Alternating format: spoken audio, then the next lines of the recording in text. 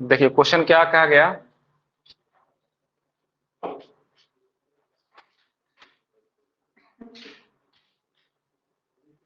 कि F x कोई function है और फाई एक्स कोई फंक्शन है, defined on 1 2, then the value of C satisfying M Cauchy empty.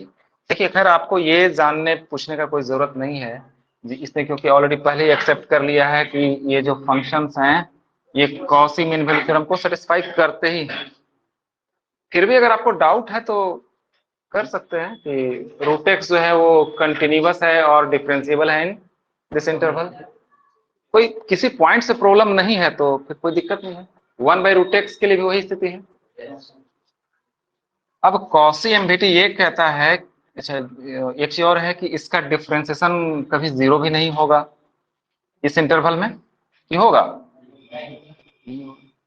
तो कॉसी एमवीटी ये कहता है कि F dash C by phi dash C is equal to F B minus F A by G B minus G A. G नहीं है, phi है आपका।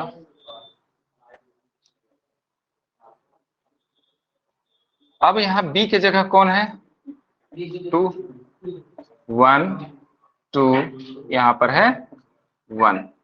F dash root x का डिफ्रेंसिएशन होगा 1/2√x, मतलब सी लिखिए, और 1/√x का होगा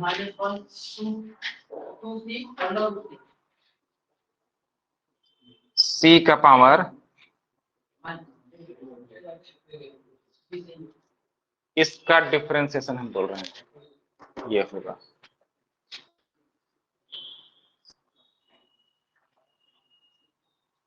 देखिए ए इक्वल टू F2, 2 बैठाएंगे तो आएगा √2, 1 बैठाएंगे तो हो जाएगा 1, यहां बैठाइएगा तो 1/√2 और यहां हो जाएगा 1। ये ज्यादा क्लियर है? अब इसके बाद आप कीजिए क्या कि हाफ और हाफ आप जल्दी से काट दीजिए और इसको ले जाइए ऊपर, c का पावर हाफ इंटू सी का पावर 3/2, लेकिन नीचे रह जाएगा -1। देखिए यहाँ क्या हो रहा है, √2 - 1, और ये हो रहा है 1 माइनस √2 बटा, ये चल जाएगा ऊपर, सही है। अगर आप इसको और इसको कैंसिल करते हैं तो इसको भी काट दीजिए, माइनस को, क्योंकि कोई दिक्कत है नहीं। यहाँ देखिए c का पावर हो गया 1 + 3 4/2, तो हो जाएगा c² इक्वल टू कितना?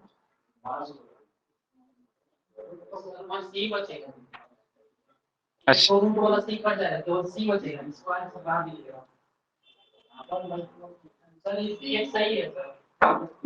ये कहाँ गया? तो थ्री,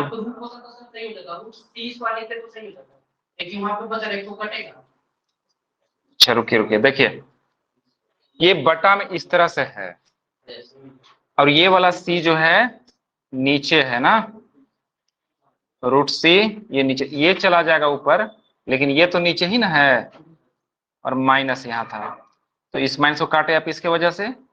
अब 3/2 में से हाफ घटाइएगा तो बचेगा केवल c, और बराबर होगा, थोड़ा सा बड़ा सा दे देना था, आंसर हुआ आपका √2।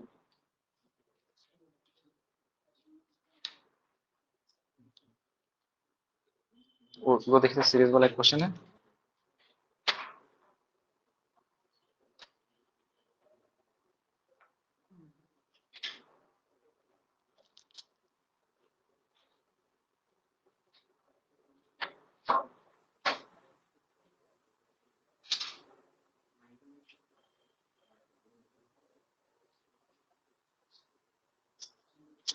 अच्छा आप लोग बोल रहे थे कि सीरीज से क्वेश्चन नहीं है, और यहाँ पर सीरीज से क्वेश्चन दिख रहा है।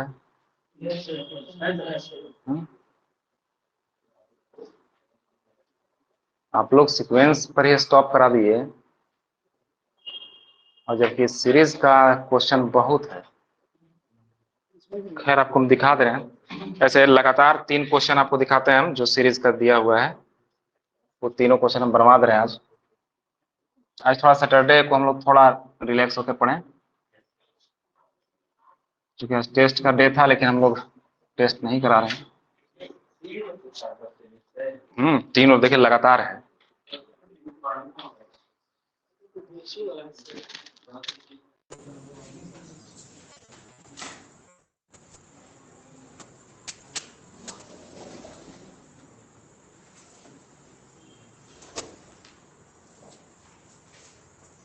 देखिए क्वेश्चन ये है, बता रहे हैं 51, the value of limit n tends to infinity 1 by under root n square plus 1 plus 1 by root under n square plus 2 ऐसे डॉट डॉट डॉट सर ये पीजीटी का क्वेश्चन है। 1 by root under n square plus n। Sir ये PGT का question है sir. Last में थोड़ा दिख रहा होगा, देखिए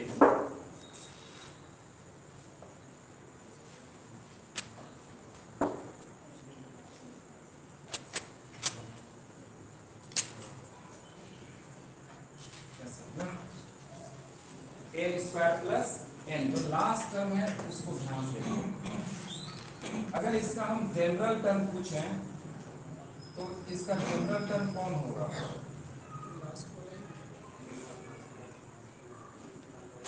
वन बाय जनरल टर्म मतलब आर एक्स टर्म, आप बताइए आर वन टर्म कैसा होगा? कैसे होगा? यस, आप बहुत कुछ समझ गए।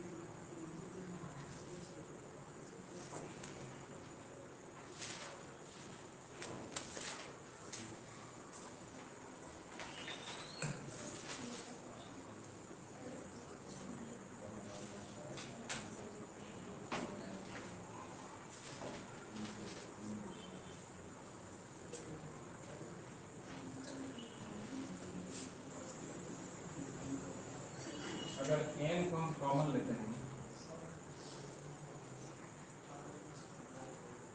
r by n square,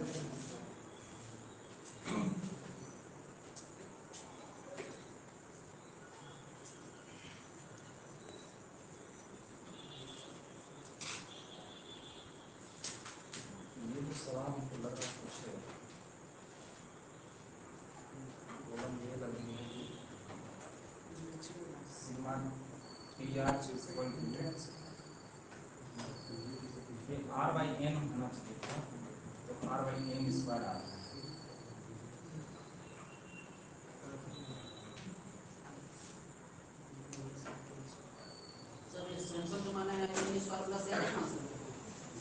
n square plus यदि हम एक कॉमन लेंगे तो 1 प्लस 1 बाई एन आ जाएगा।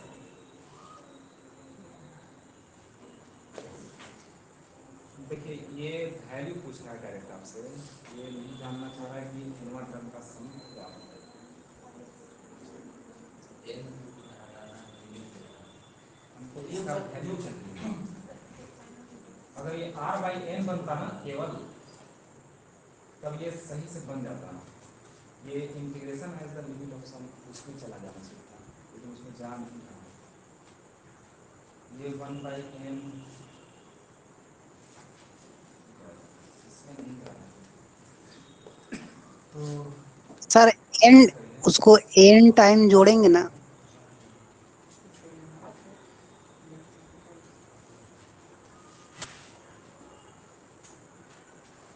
सर आवाज साफ नहीं आ रही है।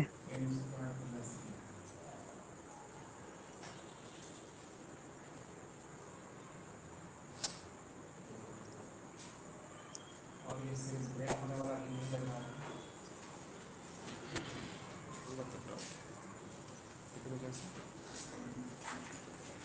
एक बार खोल लेंगे।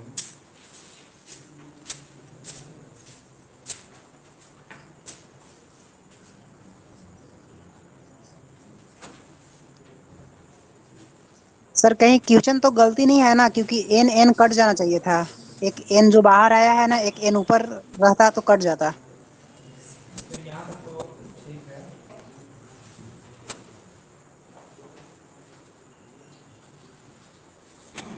N N 1 plus R by N square.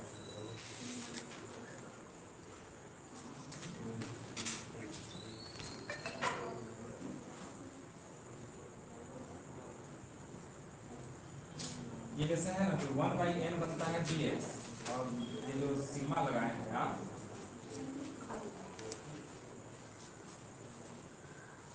Under 1 plus,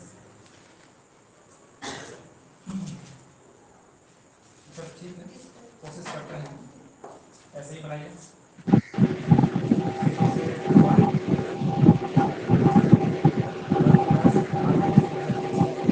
1 by N की जगह पे 0 लिखिए, लेकिन फिर आवाज नहीं आ रही है आपका।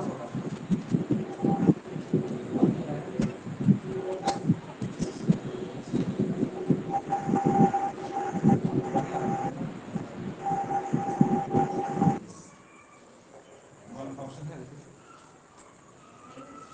और वन ऑप्शन नहीं है।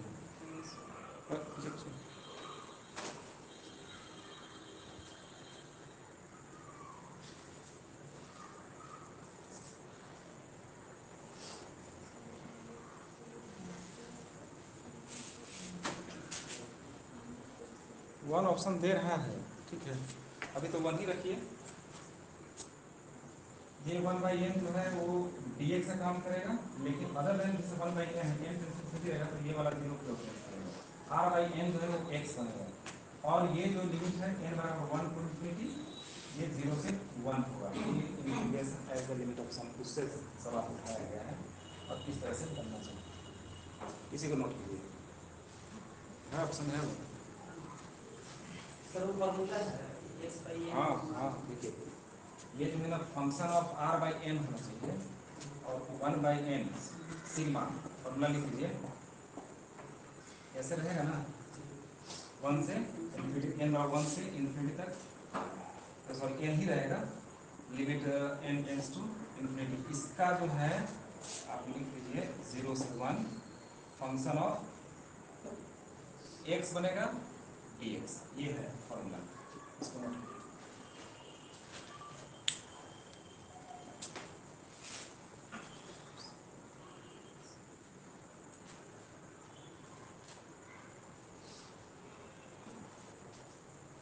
लेकिन जैसे और अदर देन कहीं भी n पाया जा रहा है तो वहां वो लिमिट लागू हो जाएगा n टू।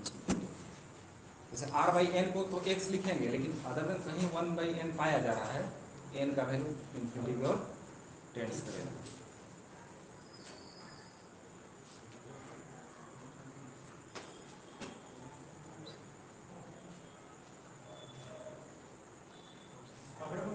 मल्टीप्लाई कर दो सर। ना तो आप तो प्रयास कीजिए, बना के देखिए।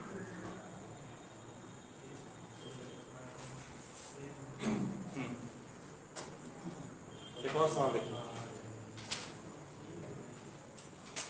लिखा है इसको,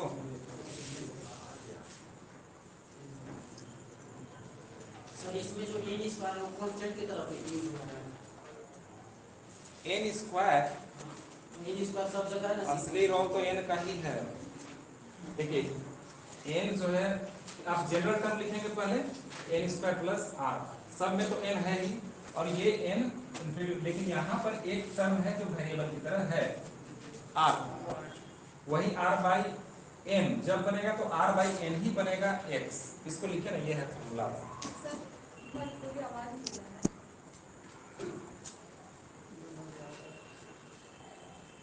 हाँ देखिए, तो आवाज आ रही है अब। हाँ ठीक है सर, अब सही है? हाँ चलिए ठीक है, बहुत तो अच्छा। अब सही है। तो ये जो है आपका इस तरह से बनेगा। चलिए क्वेश्चन बदलते हैं। थोड़ा आज मिसलेनियस टाइप क्वेश्चन हम लोग देख रहे हैं।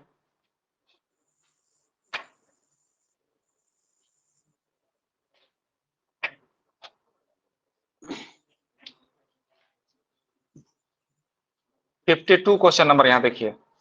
The value of limit n tends to infinity n to the power n by factorial n power 1 by n, इसका वैल्यू क्या होगा? ये बताए हैं क्या आप? नहीं। देखिए आप an बराबर मान लीजिए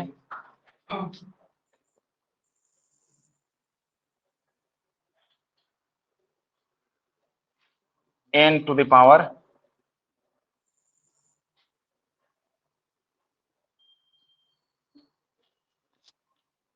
ही दे दिया है ना।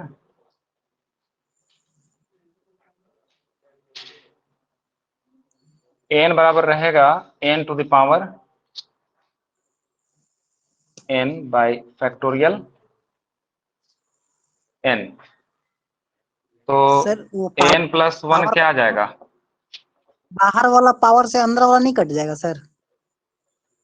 कट जाएगा तो इसको जो दिक्कत होगी, देखिए लॉग लेके बनाइएगा, लॉग लेके बनाइए। नहीं तो हम जानते हैं कौन कर रहे थे। हाँ चूंकि ये कॉसी का जो रूल है ना कि ये फॉर्मूला है, ये किसके बराबर होता है? Limit n tends infinity an plus 1 by, ठीक ना, ये जो है इसके बराबर होता है। तो देखिए जरा आपके हिसाब से लॉग लेकर के बना दो। दोनों हम लोग पैरेलल बनाने की कोशिश करते हैं जिससे बन जाए। ये भी नहीं, सिंगल टर्म दिया है। चलिए देखिए, अगर हम y मान लेंगे किसको, n to the power n factorial n 1 by n, अगर लॉग ले लेंगे तो क्या हो जाएगा? Log n to the power n by factorial 1 by n, n log n minus log factorial n। देखिए दिक्कत हो रही है ना, दिक्कत हो रही है। इससे बन जाना चाहिए था। हाँ तो ये क्या हो जाएगा? Factorial n plus 1। अब आप limit n tends to infinity an plus 1 by n निकाल करके देखेंगे। ये डिलम्बर्ट रेशियो टेस्ट है। तो ऊपर में तो यही लोग रहेंगे, n plus 1 to the power n plus 1 by factorial n plus 1 into factorial n by n to the power n।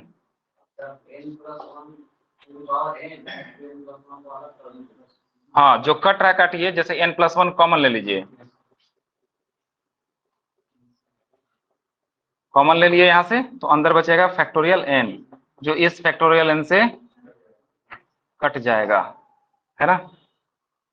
अब देखिए ये भी तो एक कम कर देगा। हाँ n प्लस 1 बाई n दोनों का पावर रहेगा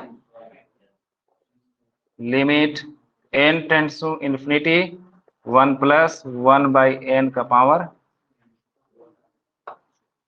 e। ये बहुत पॉपुलर है, इसका वैल्यू होता है e, यानी इसका आंसर होगा, देखिए चूंकि हम जानते हैं कि इतना इक्वल टू इतना होता है और इसका आंसर आया है कितना e, इसका भी आंसर होगा e, ऑप्शन। देखिए वही है, आप जैसे हम लोग लॉग लेकर के बनाएंगे तो फंसेंगे। और देखिए कोई भी रिजल्ट आप बहुत हड़बड़ी में और जल्दबाजी में एकदम बिल्कुल मत देने की कोशिश कीजिएगा।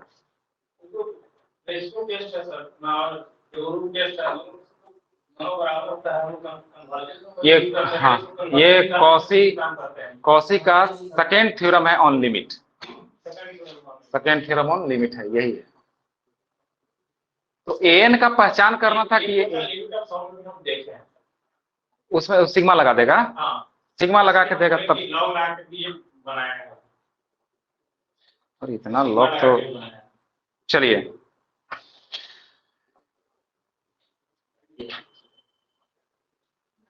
तो ये तरीका से हम लोग नहीं बना पाते।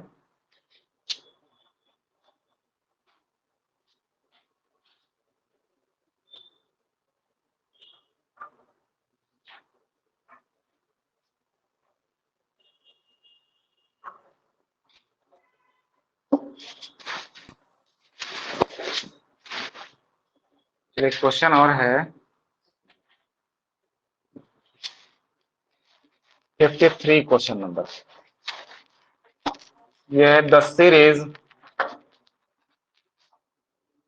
क्या लिखा है, sigma n is equal to 2 to infinity 1 by n log n to the power p is, चलिए आंसर ही याद रखिए इसका। अब बहुत सारा ऑप्शन लिखने से कोई फायदा नहीं, चूंकि यह थ्योरी है और ये एक प्रकार का टेस्ट भी है, और इसको हम कहते हैं सेकेंड, ऐसे लिखिएगा, it is second axillary series. ये जो है सेकेंड एक्सिलरी सीरीज है। पहला एक्सिलरी सीरीज जो है 1 by n to the power p sigma, ये कहलाता है। पहला वाला ये है और दूसरा वाला ये है। ये जो है, जो पहला का कंडीशन होता है वही दूसरे का भी होता है। इट इज CGT मतलब कन्वर्जेंट, जब p का मान 1 से, DVT मतलब डाइवर्जेंट। यही आंसर हो गया इसका।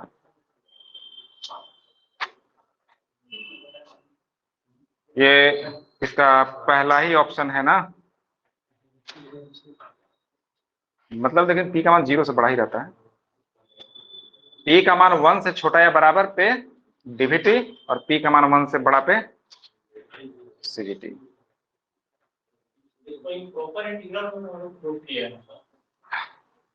अभी आएगा। सर को भी सीरीज दिया हुआ है और जो ये जो दिया है, जो एक से अधिक डायरेक्ट इस मेथड से सॉल्व करके उसको डायरेक्ट कन्वर्जन बोल सकते हैं, ऐसे ना? हाँ बिल्कुल कन्वर्जेंट बोल सकते हैं, लेकिन कन्वर्जेंट का मतलब ये नहीं होता है कि उसका वैल्यू, कन्वर्जेंट का मतलब है कि उसका वैल्यू निकलेगा, निकाल के थोड़ी बताएगा। अब जैसे पिछला सीरीज का हम कन्वर्जेंसी चेक करके भी कोई फायदा थोड़ी होता है। जैसे सीरीज बना रहा था वो तो कहता नहीं जोड़ के बताइए। कन्वर्जेंट बोलने का मतलब ये होता है कि ये जुटेगा, और वैल्यू बताना का मतलब कि अब जोड़ के बताइए। मेरी बात समझ में आ रही है?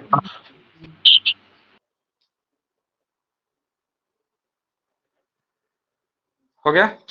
चलिए इसी के साथ इनका कितना टोटल 4 क्वेश्चन में देखा।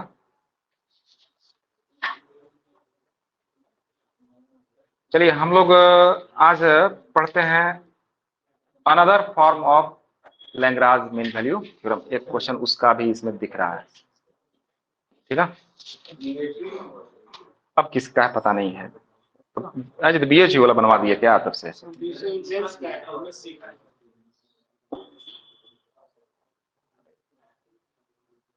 तो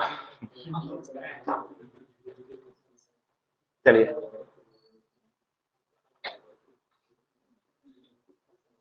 दिखाइए PGT वाला क्वेश्चन दिखाइएगा।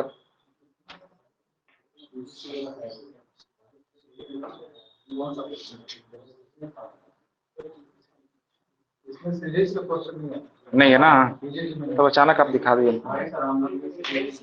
नहीं है, नहीं है, ठीक है।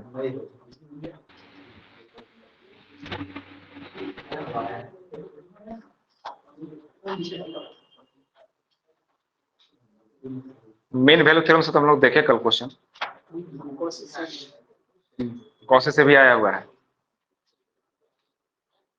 इतना छोटा छोटा है कि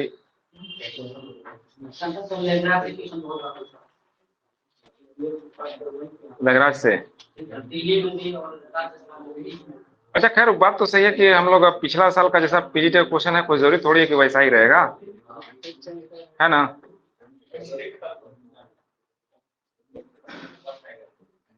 वो सब उसकी कुछ आइडिया मिलेगा उस टाइप का चलिए क्वेश्चन है। आइए, एक क्वेश्चन है, देखिए तो अच्छा सा क्वेश्चन है। द फंक्शन, या आप ही लोग का पीजीटी का सवाल है, the function sine E x हो चुका है, हो चुका है सर। ये हो चुका है, ठीक ठीक, हमको लगा कि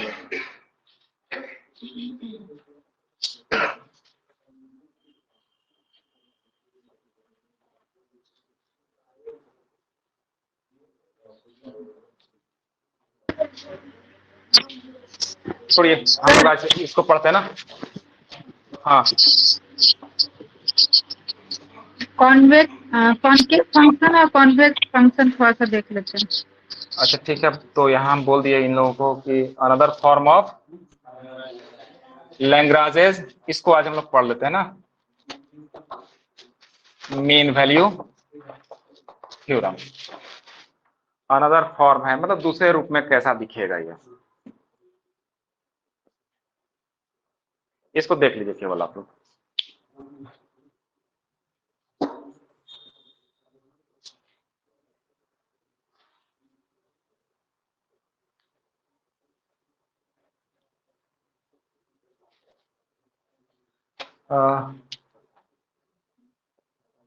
देखिए हम लोग क्या करते हैं, पहले आप लैग्रांज मीन वैल्यू थ्योरम का स्टेटमेंट क्या था, इंटरवल था, जैसे एफ एक्स जो था वो डिफाइंड किस पे था, ए बी में, ठीक ना, और कंटिन्यूअस भी था,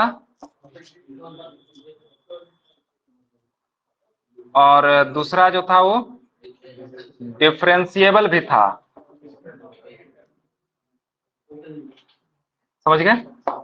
नो इसको नोट मत कीजिए, अभी बतला रहे हैं क्या है। हम क्या करते हैं कि b के नाम पे ही, जैसे कि b जो होता है a से बड़ा होता है, तो हम यहां ले लिए a प्लस एच।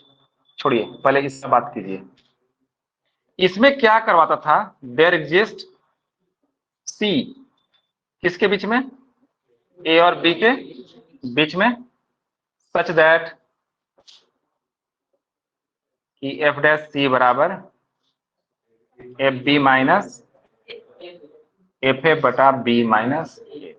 ओके, हम क्या कर लेते हैं कि b बराबर मान लेते हैं a प्लस एच, ठीक है, b बराबर a प्लस एच, और c बराबर, देखिए c बराबर मान लेते हैं a plus theta H. b का वैल्यू क्या मान लीजिए a प्लस, क्योंकि a से ज्यादा ही होता होगा। अब c का जो वैल्यू है a प्लस थीटा एच मानने का वजह यह है कि हमारे लिए फिक्स हो गया कि थीटा का मान 0 और 1 के बीच में रहेगा। ये जो बार बार बोलते हैं कि c line between a and b, इससे बचेंगे बोलने के लिए। अब देखिए सोचिए कि आप अगर थीटा का मान, जैसे c को न a होना है न b होना है, c को a से ज्यादा होना है और b से कम होना है, लेकिन अब जब आप b का वैल्यू a प्लस एच बोले हैं, तो c जो होगा वो किसके बीच में होगा, a और a प्लस एच के बीच में होगा, that is a plus theta H जो होगा वो 100% इसी के बीच में होगा। कब, अगर थीटा का वैल्यू 0 और 1, देखिए कैसे होगा, 0 तो लेना नहीं है, लेकिन अगर मान लीजिए 0 लेंगे तो a आएगा, मतलब यही वाला आ जाएगा, और अगर 1 लेंगे तो ये वाला आ जाएगा। तो थीटा का मान 0 और 1 के बीच में कुछ भी लीजिएगा तो इसका वैल्यू इसी के बीच में रहेगा, है ना। ये आपका सी का, ये पार नहीं करेगा, ये इधर नहीं आ सकता है या ये उधर नहीं जा सकता। थीटा का मान जब आपने एक बाउंड कर दिया कि 0 और 1 के बीच में रहा, तब देखिए अब आप इसको रीस्टेट कीजिए, मतलब दोबारा स्टेटमेंट दीजिए, है ना। 10 F x is defined in a plus, ठीक है,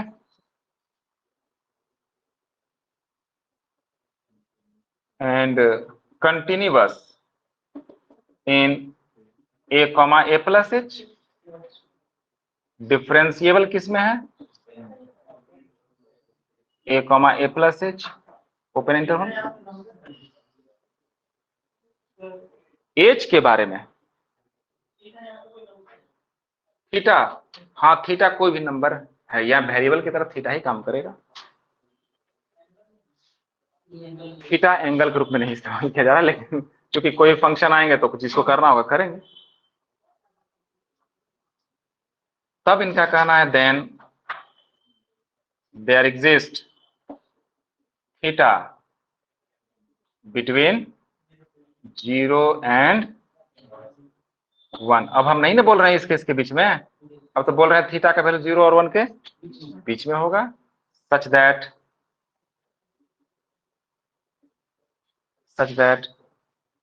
एफ डैश सी मत बोलिए, थीटा ही केवल रहेगा, ए प्लस थीटा एच बराबर F A plus H minus F A बटा ए प्लस एच माइनस ए कट गया ना, एच आया, तो एफ डैश ए प्लस थीटा एच बराबर निकला F A plus H minus F A by H है, तो इधर भी लिख सकते हैं, नहीं, या इसको ऐसे भी लिख सकते हैं एफ ए प्लस एच बराबर F A plus H F dash A plus theta H.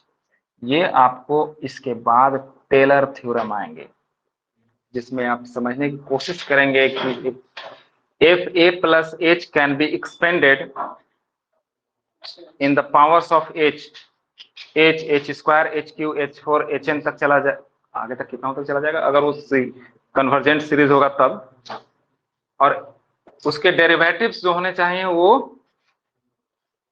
अगर जितना तक पता है, जैसे एक बार पता है तो इतना ही तक लिखेंगे, अगर 2 बार है तो एक बार और बढ़ेगा, लेकिन देखिएगा कि इसका क्या स्थिति हो, ये बार बार रहेगा, जितना बार बोलिएगा वहीं पर ये जाकर के रुक जाएगा। जैसे आप बोलते हैं कि हम सर 10वीं क्लास तक पढ़े हैं, तो आपसे हम क्लास 1 से लेकर के 9 तक एज यूजुअल पूछेंगे और 10 के लिए स्पेशली आपका टेस्टिंग होगा, ठीक है। तो ये फंक्शन अपने आप को क्या बोला है, सिर्फ एक बार डिफरेंशिएबल बोला, अभी टेलर आएगा ना तो हम अभी जो बात बोल रहे हैं इसको और गहराई से बोला जाएगा। अब ये एक बार अपने आप को डिफरेंशिएबल बोला है, इसलिए ये यहीं पर इसका एक्सपेंशन यहीं तक खत्म होता है, ठीक है, इसका वैल्यू यहीं तक खत्म होता है। अगर ये बोलता 2 बार 3 बार, बोलता कि 3 बार, गारंटी नहीं ना बोला कि हम 2 बार डिफरेंशिएबल होंगे या 3 बार होंगे या 100 बार होंगे या n बार होंगे या इनफाइनाइट टाइम डिफरेंशिएबल होंगे, क्योंकि कोई फंक्शन जितनी बार बोलता है उतना ही बार आपको मानना है कि उतना ही बार वो डिफरेंशिएबल है, ठीक है। जो बोलता है बच्चा कि हम 10th तक पढ़े हैं तो आप उसके इंटर का सवाल नहीं पूछ सकते। तो यही है अनदर फॉर्म, यहाँ थीटा किसके बीच में है, 0 और 1, यही है अनदर फॉर्म।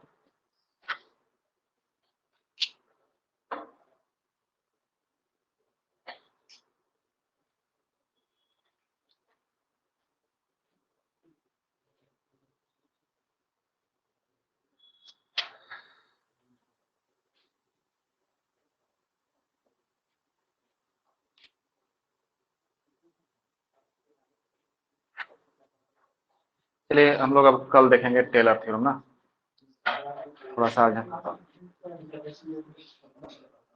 थका हुआ अनुभव कर रहे हैं जी।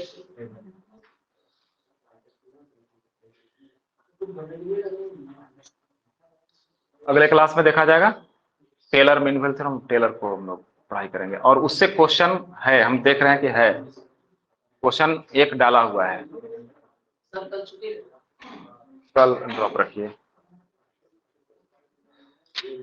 ओके ड्रॉप करते हैं यहीं पे ना।